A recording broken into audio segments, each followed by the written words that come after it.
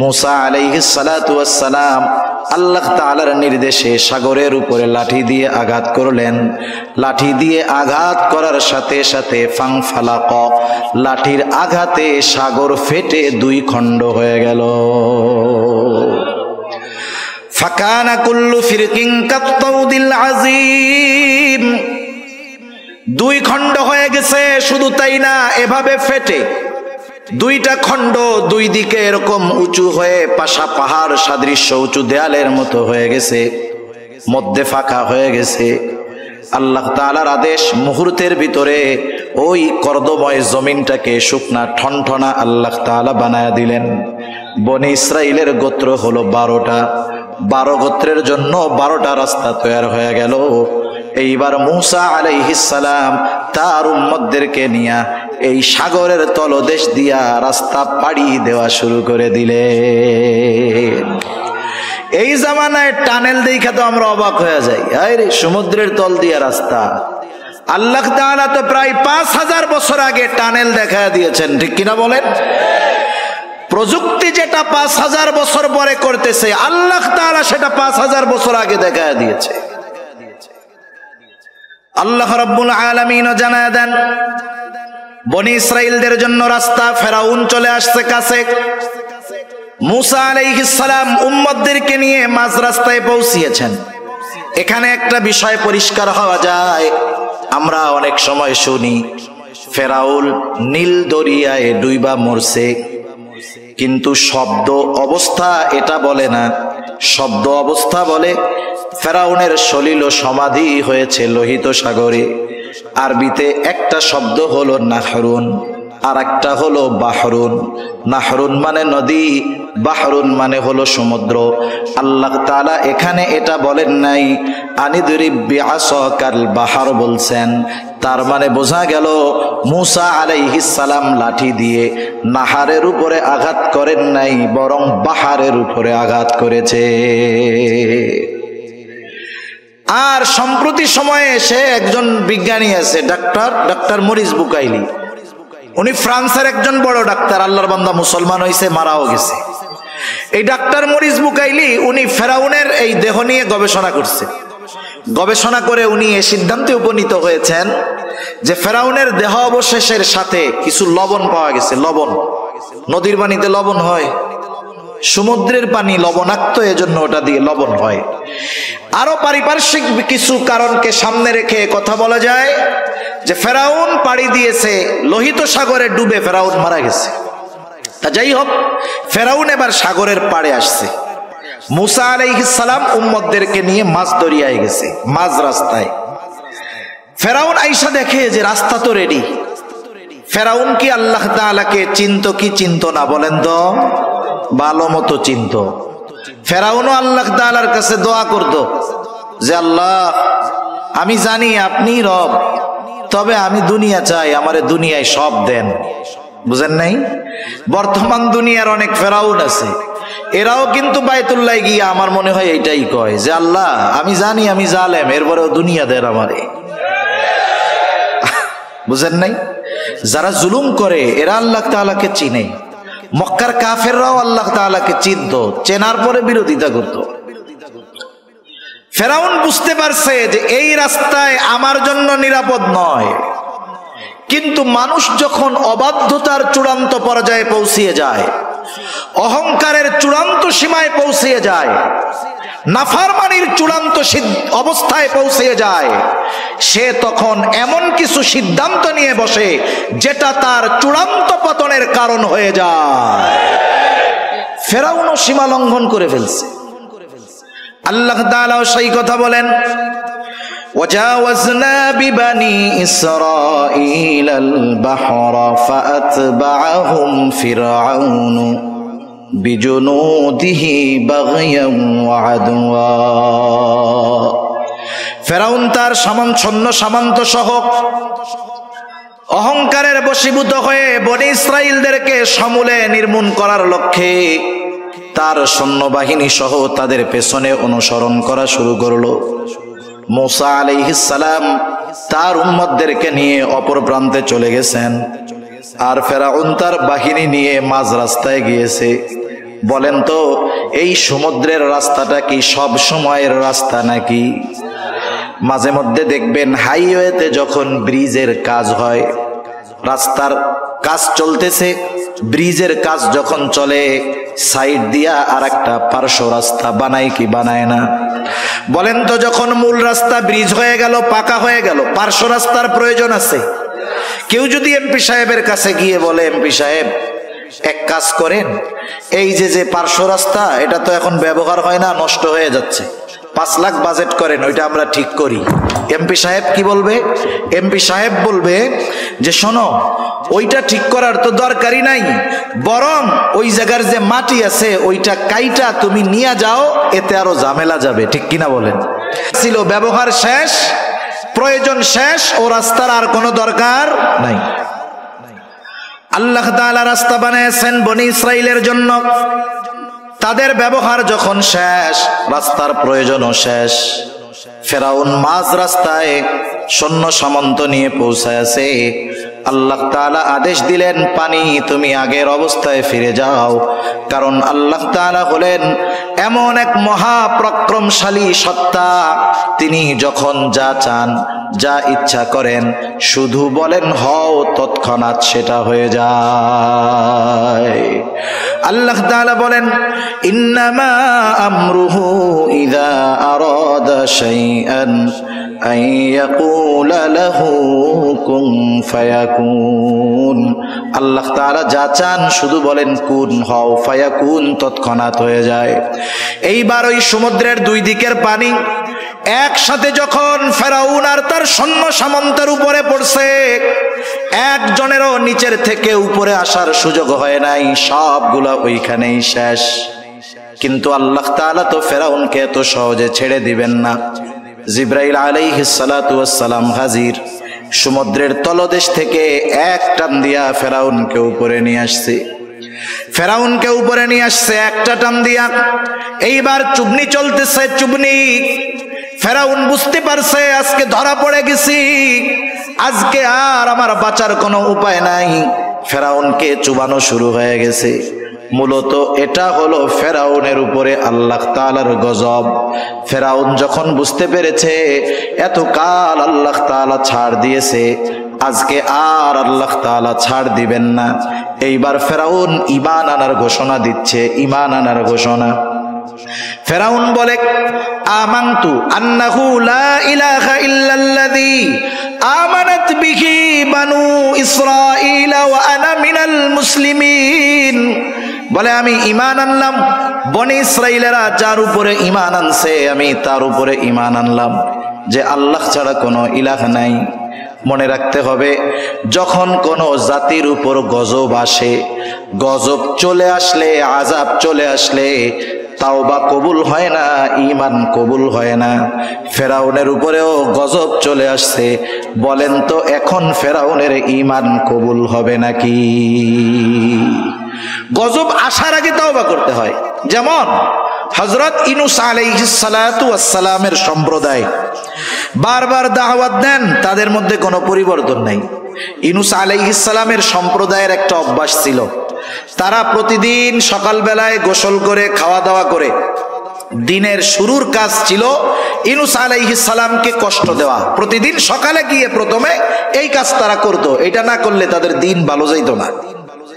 তাই ইউনূস আলাইহিস সালামকে আল্লাহ তাআলা জানায় দিলেন যে আপনার এই জাতির অবাধ্যতা চূড়ান্ত সীমায় পৌঁছে গিয়েছে, 3 দিন পরে এদের উপরে গজব আসবে। ইউনূস আলাইহিস সালাম বললেন, অবস্থা কিন্তু এই, 3 দিন পরে কিন্তু গজব আসবে। ওনার কওম আরো অবাধ্যতা বাড়ায় দিছে। 1 দিন গেছে, অবস্থা যা তাই। 2 দিন গেছে, অবস্থা যা তাই। পরের দিন গজব আসবে। ইউনূস আলাইহিস সালাম চিন্তা করলেন যে অতীতের নজির হলো আল্লাহ তাআলা যখন কোথাও কোনো গজব দেন তখন ওই নবীকে ওই গজবের এলাকায় রাখেন না, ওখান থেকে সরায় নিয়ে যান। তা অতীতে যেহেতু সব নবীকে আল্লাহ তাআলা চলে যাইতে বলছেন, নিয়ে গেছেন, আমাকেও তো যাইতে বলবে, সুতরাং আমি চলেই যাই। ইউনূস আলাইহিস সালাম আল্লাহ তাআলার পক্ষ থেকে নির্দেশ আসার আগে নিজে ইজতিহাদ করে উনি চলে গেছেন। যাই হোক, ওই রাত্রে এলাকা ছেড়ে উনি চলে গেছেন। পরের দিন সকালবেলা, যেদিন গজব হবে, গজব আসবে, ইউনূস আলাইহিস সালামের সম্প্রদায় সকালবেলা খাওয়া দাওয়া খায়া গোসল টোসল করে ইউনূস আলাইহিস সালামের বাড়িতে আসছে।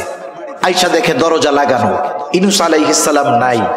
এতকাল এত জুলুম অত্যাচার করেছে ইউনূস আলাইহিস সালাম, কোনোদিন এলাকা ছাড়ে নাই, আজকে নাই। ওদের মনের ভিতরে একটু খটকা লাগছে, আশেপাশে লোক পাঠাইছে, কোথাও ইউনূস আলাইহিস সালামের কোনো খবর নাই।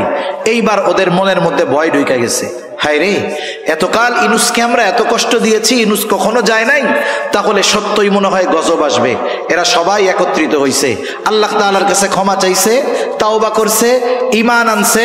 যেই গজব আসার কথা ছিল, গজব আসার আগে ঈমান আনার কারণে আল্লাহ তাআলা তাদের উপর থেকে গজবকে উঠায় নিয়েছে। সুবহানাল্লাহ। আর ফেরাউন গজব আসার পরে ঈমান আনছে, ঈমান কবুল হবে না।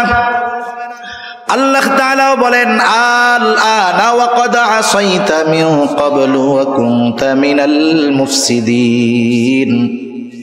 এখন তুমি ঈমান আনার ঘোষণা দিচ্ছ, অথচ ইতিপূর্বে জমিনে বিশৃঙ্খলা সৃষ্টি করেছ।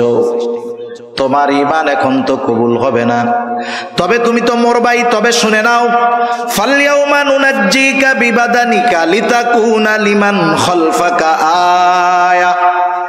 আমি আজকে তোমার দেহকে সংরক্ষণ করব, যাতে করে তুমি তোমার পরবর্তীদের জন্য নিদর্শন হও। আল্লাহ তাআলা ফেরাউনের দেহকে এমন ভাবে সংরক্ষণ করেছেন, সমুদ্রের কোনো মাছ তার দেহ খায় নাই, পোকা লাগে নাই। মিশরের জাতীয় জাদুঘরে যত মমি আছে, বিভিন্ন প্রযুক্তি কেমিক্যাল ব্যবহার করে রাখা হয়েছে, কিন্তু ফেরাউনের ওই দেহটাকে কোনো মেডিসিন ছাড়া, কোনো প্রসেস ছাড়া, রাসায়নিক ছাড়া জালেমদের জন্য নিদর্শন হিসাবে সংরক্ষণের ব্যবস্থা যিনি করেছেন তিনি কে? আল্লাহ তাআলা ফেরাউনের দেহকে সংরক্ষণ করছে, সাধারণ পাবলিকের জন্য নয়, বিশেষ করে তাদের জন্য যারা শাসকের আসনে বসে জনগণের খাদেম হওয়ার পরিবর্তে জনগণের উপরে জুলুম করে, তাদের জন্য। যে দেখে রাখো, তোমার পূর্ববর্তী যারা ছিল জালেম, এদের সর্বশেষ পরিণতি কি হয়েছে, অপেক্ষা করো, তোমার জন্যও এর চাইতে ভয়ঙ্কর অবস্থা অপেক্ষা করতেছে, ঠিক কিনা?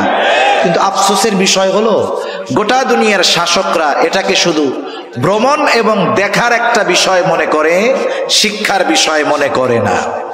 তা যাই হোক, যে কথা বলতেছিলাম, মুসা আলাইহিস সালামের উম্মত নদীর সাগরের ওই পারে উঠা নিজ চোখে ওরা দেখছে যে ফেরাউন কেমনে মরলো। মুসা আলাইহিস সালামের যেই বয়ান বক্তব্য কিভাবে বাস্তবে পরিণত হলো, একটু আগে যেই শত্রুর হাতে মরার ভয়ে তারা চিন্তিত ছিল, সেই শত্রুকে আল্লাহ তাআলা কেমনে লোহিত সাগরে ডুবায়া মারলেন বলেন তো। এই দৃশ্য দেখার পরে বনি ইসরাইল জাতির আল্লাহ তাআলার উপরে সর্বোচ্চ কৃতজ্ঞ হওয়ার দরকার ছিল কি ছিল না? কিন্তু আফসোস, এদের মধ্যে কোনো পরিবর্তন নাই। আল্লাহ তাআলা তাদেরকে দরিয়ার অপর প্রান্তে নিলেন, ওই অবস্থাগুলো দেখাইলেন। এখন ওরা কি বলে জানেন? ওরা বলে, মুসা কই আনছো? আমাদের সব পোশাক আশাক বাড়িঘর সব রইছে মিশরে, এমন জায়গায় আনছো থাকার জায়গা নাই, খোলা মাঠ, মাথার উপরে কোনো ছাদ নাই, রোদে কষ্ট, বৃষ্টিতে কষ্ট, রান্না বান্নার কিছু নাই, খাবো দাবো কেমনে, না খাইয়াই তো মারা যাবো। এর চেয়ে মিশরে ভালো ছিলাম। কি বলে? এর চেয়ে মিশরে ভালো ছিলাম। অকৃতজ্ঞ এক জাতি। আল্লাহ তাআলা তাদের জন্য মেঘকে ছাদ বানায়া দিলেন, মেঘমালাকে কি করলেন? ছাদ বানায়া দিলেন। আসমান হতে খাবারের ব্যবস্থা করলেন, মান্না সালওয়া, খা, রান্না রুন্না করা লাগবে না। এরা খাইতে থাকলো, আরামে থাকতে থাকলো। কিন্তু আল্লাহ তাআলা মিশর থেকে তাদেরকে দরিয়া পাড়ি দিয়ে এপারে আনার উদ্দেশ্য যে ফিলিস্তিনের ওই তাদের আদি পিতৃভূমি আল্লাহ তাআলা তাদের হাতে তুলে দিবেন, এটা আল্লাহ তাআলার ইচ্ছা। তবে ওই সময় ফিলিস্তিনে জেরুজালেমে শাসন করত এক গোত্র, তাদের নাম হলো আমালিকা। এরা সম্ভবত আদ গোত্রের পূর্বসূরি ছিল আর কি। দেহের গঠন ছিল বিশাল আকৃতির। এরা খুব বীর বাহাদুর এক জাতি ছিল। হযরত মুসা আলাইহিস সালাতু ওয়াস সালাম বনি ইসরাইলের 12 গোত্র থেকে 12 জন প্রতিনিধিকে পাঠাইলেন তাদের অবস্থা পর্যবেক্ষণের জন্য। এইবার ওই 12 জন যখন বনি ইসরাইলের ওই এলাকায় আমালিকা গোত্রের ওই এলাকায় ঢুকছে। আমালিকা গোত্রের একজন লোক ওই 12 জনকে আটকায়া বাদশার কাছে নিয়ে গেছে। একজন 12 জনকে বাইন্দা বাদশার কাছে নিয়ে গেছে। এখন বলছে তোমাদের আসার উদ্দেশ্য কি? বলছে যে এই ঘটনা। বাদশাহ অন্যান্য সবার লোকজন যারা তাদের সাথে আলোচনা করে বলছে এদেরকে ছাইড়া দেন। ছেড়ে দিলে ওরা ওদের গোত্রের কাছে গিয়ে যখন আমাদের এই শক্তির কথা বলবে, ওরা স্বপ্নেও জেরুজালেমে আসার কথা চিন্তা করবে না। এ চিন্তা করে বাদশাহ 12 জনকে ছেড়ে দিছে। মুসা আলাইহিস সালামের কাছে এরা গিয়ে বলতেছে কাহিনী তো এই, এলাকা তো খুব সুন্দর, সুজলা সুফলা শস্য শ্যামলা, কিন্তু অবস্থা হলো তারা এমন এক জাতি যাদের সাথে যুদ্ধে জয়ী হওয়া আমাদের জন্য সম্ভব না। মুসা আলাইহিস সালাম এই 12 জন প্রতিনিধিকে বললেন যে তোমরা তোমাদের গোত্রের লোকদের কাছে গিয়ে বলবা যে খুব সুন্দর দেশ, তবে তারা যে এক বীর বাহাদুর জাতি এটা তোমরা কারো কাছে বলবা না। কিন্তু আফসোস 2 জন ছাড়া বাকি 10 জন তাদের গোত্রের লোকদের কাছে গিয়ে বলল, শোনো দেশ কিন্তু সুন্দর, কিন্তু ওই দেশের লোকজন এইরকম, আমরা 12 জন গেছি, একজনেই 12 জনরে প্যাকেট করে ফেলছে। একটু আগে তো ওরাও রাজি ছিল ওই দেশে যাওয়ার, যখন শুনছে কাহিনী এইরকম ওরা এবার গো ধইরা বসছে যে আমরা এই যুদ্ধে যাব না, আমাদের ওই দেশে যাওয়ার দরকার নাই, আমাদের মিশরই ভালো। এই অবস্থায় মুসা আলাইহিস সালাতু ওয়াস সালাম তাদেরকে কি বলতেছেন সে কথাগুলোই আমি আপনাদের খেদমতে কোরআনুল কারীমের সূরা মাইদা থেকে তিলাওয়াত করেছি। কষ্ট হচ্ছে না তো আপনাদের? আমি আর বেশি সময় নিব না, কারণ অনেক সময় আছে ভূমিকায় বা শুরুতে কিছু কথা বইলা নিলে মূল কথা অল্পতে বোঝানো যায়। এজন্য আগের কথাগুলো বেশি বললাম, পরের গুলা জানি অল্পতে বুঝেন, এই জন্য আর কি। তা মুসা আলাইহিস সালাম তাদের কাছে আসলেন। আয়েশা আল্লাহ তাআলা যে তাদেরকে কত নেয়ামত দিয়েছেন এই নেয়ামতের কথাগুলো আগে স্মরণ করাইলেন, তথা জিহাদের নির্দেশ দেওয়ার আগে ভূমিকাতে আল্লাহ তাআলার নেয়ামতের কথাগুলো তাদের স্মরণ করায় দিলেন। যেমন সূরা ফাতিহা যখন আমরা তিলাওয়াত করি, সূরা ফাতিহার একটা নাম হলো সূরাতুদ দুআ। কি বলেন তো? সূরাতুদ দুআ। ঘুম আসতেছে আপনাদের? এটা তাকবীর দেন তো, নারায়ে তাকবীর, নারায়ে তাকবীর। মাশাআল্লাহ, মোটামুটি সজাগ আছেন। সূরাতুদ দুআ কেন? কারণ এই সূরার মধ্যে আমরা আল্লাহ তাআলার কাছে এমন এক দোয়া করি যেই দোয়াটা শিখিয়েছেন কে, এবং পৃথিবীর সর্বশ্রেষ্ঠ দোয়া আমরা আল্লাহ তাআলার কাছে করি। নামাজের মধ্যে ঢুইকা যখন প্রথমেই ইমাম সাহেব সূরা ফাতিহা তিলাওয়াত শুরু করেন, অথবা আমরা একা যখন পড়ি নিজেরা তিলাওয়াত করা শুরু করি, বলেন তো শুরুতেই কি দোয়াটা করি? না না, প্রথমে ভূমিকায় কিছু কথা বলি। কি বলি?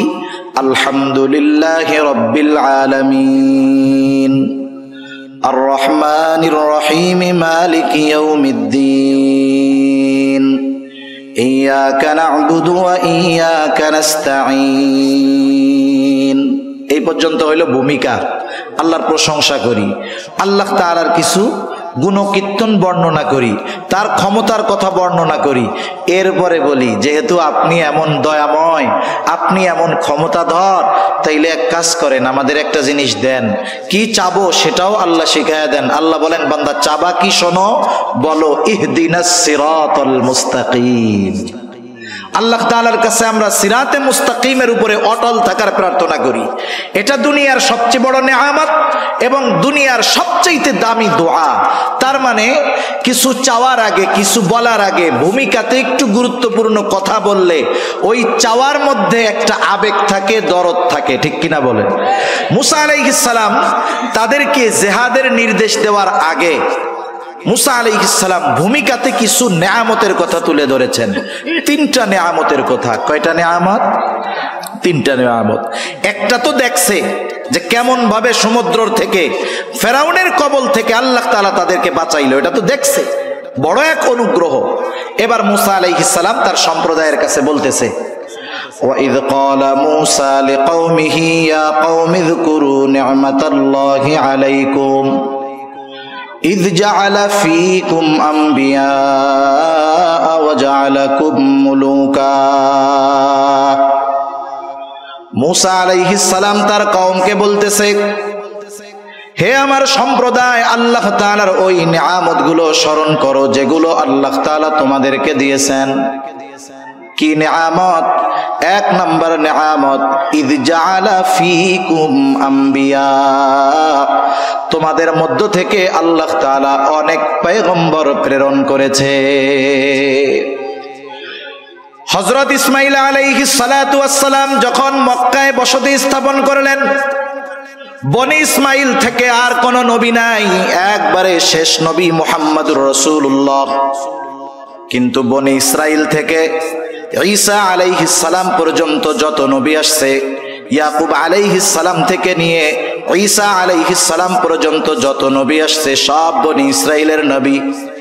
নবীজি এক হাদিসের মধ্যে বলেন, বনি ইসরাইল কখনো নবী শূন্য থাকে নাই, যেখানেই তাদের বসবাস ছিল, স্থান ছিল, আল্লাহ তাআলা এক নবীর মৃত্যু হলে আরেক নবী পাঠায়া ওই শূন্য স্থান পূরণ করেছে।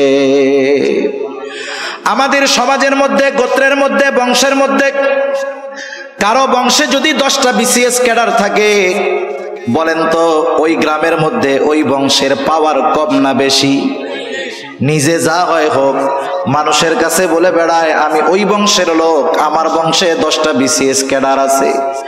10টা বিসিএস ক্যাডার যদি থাকে, এটা নিয়ে যদি গর্ব করতে পারে, এটাকে যদি নিয়ামত মনে করতে পারে, যেই গোত্র যেই বংশের মধ্যে ধারাবাহিকভাবে নবী এসেছে, বলেন তো এটা আল্লাহ তাআলার পক্ষ থেকে অন্যতম এক দামি এক নিয়ামত নয় কি? এজন্য মুসা আলাইহিস সালাম বললেন, শোনো, তোমাদের মধ্য থেকে আল্লাহ তাআলা অনেক নবী প্রেরণ করেছেন। শুধু তাই না, ওয়াজআলাকুম মুলুকা, আল্লাহ তাআলা তোমাদেরকে বাদশাহী দান করেছেন, রাজত্ব দান করেছেন। কথা হইল সবাই তো আর রাজা হইতে পারে না, কিন্তু বায়ানুল কোরআনের মধ্যে আসছে, আশরাফ আলী থানবী রহমাতুল্লাহি আলাইহি লিখেছেন, এক বুজুর্গের হাওলা দিয়ে যখন কোন গোত্র বা বংশ থেকে কোন বাদশাহ হয়, তখন ওই বাদশাহীর সাথে গোটা বংশটাকেই সম্পৃক্ত করা হয়। যেমন ওসমানীরা শাসন করছে, বলে ওসমানী শাসন আমল, আব্বাসী শাসন আমল, উমাইয়া শাসন আমল। যদিও উমাইয়াদের মধ্যে বাদশাহ হইছে একজন, তারপরে আর একজন, কিন্তু এই বাদশাহীটাকে সম্পৃক্ত করা হয়েছে গোটা গোত্রের সাথে। মুসা আলাইহিস সালাম বললেন, আল্লাহ তাআলা তোমাদেরকে বাদশাহী দান করছে, বড় বড় বাদশাহ বনি ইসরাইলদের মধ্য থেকে হয়েছে। শুধু তাই না, মুসা আলাইহিস সালামের পরে আল্লাহ তাআলা বাদশাহী দিয়েছেন সুলাইমান আলাইহিস সালামকে, বনি ইসরাইলের নবী। এমন বাদশাহী দিয়েছেন, গোটা দুনিয়ার বাদশাহী আল্লাহ তাআলা দান করেছেন। আল্লাহ তাআলার কাছে সুলাইমান আলাইহিস সালাম দোয়া করেছে, রব্বি হাবলি মুলকাল লা ইয়ামবাগি লিআহাদিম মিন বাদি, আয় আল্লাহ আমাকে আপনি এমন এক রাজত্ব দান করেন, যেই রাজত্ব আমার পরে আপনি আর কাউকে দিবেন না। তাহলে আল্লাহ তাআলা পরলৌকিক বড় নেয়ামত বনি ইসরাইলদের দান করেছেন, বাদশাহী দিয়ে দুনিয়ার নেয়ামত দান করেছে। এরপরে মুসা আলাইহিস সালাম বলতেছে, ওয়া আতাকুম মা লাম ইউতি আহাদাম মিনাল আলামিন। মুসা আলাইহিস সালাম যখন তার কওমকে এই কথা বলতেছে যে তোমাদেরকে এমন কিছু দেওয়া হয়েছে যা বিশ্ববাসীকে আর দেওয়া হয় নাই, ওই পর্যন্ত মুসা আলাইহিস সালাম যখন বলতেছেন, ওই সময় পর্যন্ত বনি ইসরাইলকে আল্লাহ তাআলা এত নিয়ামত দিয়েছেন যে ওই রকম নিয়ামত দুনিয়ায় আর কাউকে দেওয়া হয় নাই। অবাক হয়ে যাবেন, পবিত্র কোরআনুল কারীমের সর্ববৃহৎ সূরা, সূরা বাকারা, এই সূরা বাকারার মধ্যে আল্লাহ তাআলা বনি ইসরাইলদেরকে প্রদত্ত নিয়ামতগুলোর কথা ধারাবাহিকভাবে বর্ণনা করেছেন। ধারাবাহিক প্রায় 40টার উপরে নিয়ামতের কথা আল্লাহ তাআলা সূরা বাকারার মধ্যে বর্ণনা করেছে। মুসা আলাইহিস সালাম যখন এই নিয়ামতগুলোর কথা তাদের বললেন, আদেশ করার আগে ভূমিকা স্বরূপ, যে দেখো আল্লাহ কেমনে বাঁচাইলো তোমাদের, তোমাদের বংশ থেকে এত নবী, এইরকম বাদশাহ, এত নিয়ামত আল্লাহ তোমাদেরকে দিয়েছেন, ওই আল্লাহ তোমাদের উপরে জিহাদ ফরজ করছে।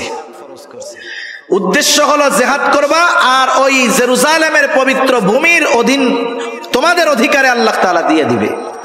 শুধু যুদ্ধ করবা, শোনো, যুদ্ধে যে জয়ী হবা এটাও জানায় দিছেন কে? চূড়ান্ত হয়ে গেছে। শুধু তোমরা ওই শহরের প্রবেশ দ্বার দিয়ে ঢুকবা, ওরা যত শক্তিশালী হোক ওদের বিরুদ্ধে তোমাদের বিজয় লিখে রাখছেন কে? মুসা আলাইহিস সালাম এবার আদেশ করলেন, ইয়া কওমি দুখুলুল আরদাল মুকদ্দাসাতাল্লাতী কাতাবাল্লাহু লাকুম, হে আমার সম্প্রদায়, এই পবিত্র ভূমিতে তোমরা প্রবেশ করো যেটা আল্লাহ তোমাদের জন্য লিখে রেখেছেন। কিন্তু সাবধান, ওয়ালা তারতাদ্দু আলা আদবারিকুম ফাতানকালিবু খাসিরিন, তবে সাবধান, তোমরা পেছনে ফিরে আসবা না, তাহলে ক্ষতিগ্রস্ত হয়ে যাবা, ঠিকানা হবে জাহান্নাম। ওই যে 10 জন আইসা বইলা দিছে, যদিও দেশ সুন্দর কিন্তু শক্তি এরকম। এইবার বনি ইসরাইলেরা গো বাইদা বসছে, বলতেছে, ক্বালু ইয়া মূসা ইন্না ফিহা কওমান জাব্বারিন ওয়া ইন্না লান নাদখুলাহা হাত্তা ইয়াখরুজু মিনহা ফাইন ইয়াখরুজু মিনহা ফাইন্না দাখিলুন। ও মূসা, ওই জাতি খুব শক্তিশালী জাতি, আমরা জানতে পেরেছি। ওরা যতক্ষণ ওইখান থেকে বের না হবে ততক্ষণ আমরা ওই শহরে যাব না, আমরা ওইখানে যাব না যতক্ষণ না তারা বের হয়। মূসা আলাইহিস সালাম তাদেরকে বুঝায় বুঝায় ক্লান্ত হয়ে গেছেন। এইবার 2 জন আল্লাহর বান্দা, ওই 12 জনের মধ্যে 2 জন, একজনের নাম হলো ইউশা ইবনে নুন, আর একজনের নাম হলো কালিব। এই 2 জন আল্লাহর বান্দা এবার তারা বনি ইসরাইলদেরকে বোঝানো শুরু করছে। নবী বুঝাইয়া ক্লান্ত হয়ে গেছে, এইবার অন্য 2 নেক বান্দা বুঝাইতেছে। قال رجلان من الذين يخافون أنعم الله عليهم ادخلوا عليهم الباب فإذا دخلتموه فإنكم غالبون। 2 আল্লাহর বান্দা যাদের উপরে আল্লাহ তাআলার অনুগ্রহ ছিল, এই 2 আল্লাহর বান্দা তাদেরকে বলতেছে, তোমরা ওই শহরের প্রবেশদ্বার দিয়ে প্রবেশ করো, তোমরা শুধু দরজা দিয়ে প্রবেশ করবা, আর তোমরা জয়ী হয়ে যাবা, তোমাদের কোনো চিন্তা নাই, ভয় নাই, শুধু ওঠো আর দরজা দিয়ে ঢোকো, আল্লাহর উপরে ভরসা রাখো। তোমরা যদি মুমিন হও, আল্লাহ তাআলার উপরে ভরসা রাখা তোমরা রওনা হও, তোমরা শুধু জিহাদের জন্য শহরের দরজা দিয়ে ঢুকবা, আর তোমাদেরকে আল্লাহ তাআলা বিজয় দান করবে। এরপরেও তাদের মন নরম হয় নাই। এইবার বনি ইসরাইলেরা আরো কঠোর ভাষায় বিরোধিতা করলো। মূসা আলাইহিস সালামকে এবার তারা বলতেছে, ক্বালু ইয়া মূসা ইন্না লান নাদখুলাহা আবাদাম মা দামু ফিহা ফাযহাব আনতা ওয়া রাব্বুকা ফাকাতিলা ইন্না হাহুনা কাঈদুন। বলতেছে মূসা, ইন্না লান নাদখুলাহা আবাদাম মা দামু ফিহা, ওই জাতি যতক্ষণ ওইখানে আছে আমরা কখনোই ওখানে প্রবেশ করব না, তাদের সাথে যুদ্ধ করব না, ওখানেও আমরা প্রবেশ করব না। মূসা, যুদ্ধ যদি করতে হয় ফাযহাব আনতা ওয়া রাব্বুক, তুমি আর তোমার রব গিয়ে তাদের সাথে যুদ্ধ করো। ইন্না হাহুনা কাঈদুন, আমরা এইখানে বসলাম, আমরা যুদ্ধ করতে পারবো না। কত বড় অবাধ্য জাতি! মান্না সালোয়া খাইয়া গায়ে শক্তি হইছে। যেই আল্লাহ খাওয়াইতেছে ওই আল্লাহ তাআলা আদেশ করছে শুধু ঢুকো, তোমরা জয়ী হয়ে যাবা। কিন্তু এই অকৃতজ্ঞ, সীমা লঙ্ঘনকারী, অবাধ্য জাতি আল্লাহর আইন তো অমান্য করলো, সাথে সাথে আল্লাহ তাআলার বিধানকে অমান্য করে বলতেছে তুমি আর তোমার রব গিয়ে যুদ্ধ করো, আমরা পারবো না, আমরা এখানে বসে দেখলাম। নাউজুবিল্লাহ বলেন। মুফাসসিরিনে কেরাম এই আয়াতের তাফসীর আনেন, যা মূসা আলাইহিস সালামের উম্মত আর মুহাম্মাদুর রাসূলুল্লাহ সাল্লাল্লাহু আলাইহি ওয়াসাল্লামের উম্মত এত বুঝাইয়া, এত নিয়ামত খাওয়াইয়া, এত তেল মাইরা, জয়ের ঘোষণা দিয়া, এরপরেও তাদের যুদ্ধে নেওয়া যায় নাই। কিন্তু মুহাম্মদ সাল্লাল্লাহু আলাইহি ওয়াসাল্লামের উম্মত কি করছে? বদরের যুদ্ধ হবে। ঘটনা বলবো না, আমি শুধু একটু প্রেক্ষাপট বলতেছি। বদরের যুদ্ধ ইতিহাস যদি ঘাটা হয়, যুদ্ধ হওয়ার কথা ছিল না, কিন্তু আবু জেহেল দেখছে 1000 সশস্ত্র কাফের নিয়ে আসছি সৈন্য, এই চান্সে ইসলাম এবং মুসলমানদের চিরনির্মূল করে দিয়ে যায়। নবীজিও এরকম বড় যুদ্ধের প্রস্তুতি নিয়ে মদিনা থেকে বের হন নাই, কিন্তু অবস্থা এমন, যুদ্ধ না করে উপায় নাই। এবার আনসার আর মুহাজির সাহাবীদের সাথে নবীজি পরামর্শ করবেন। মুহাজিররা তো অল্প কয়েকজন, বললেন এরা তো যুদ্ধ করবে, তোমরা কি বলো? মুহাজিরেরা বলে, ইয়া রাসূলুল্লাহ, আমরা তো আপনার সাথে, আপনি যা বলবেন তাই।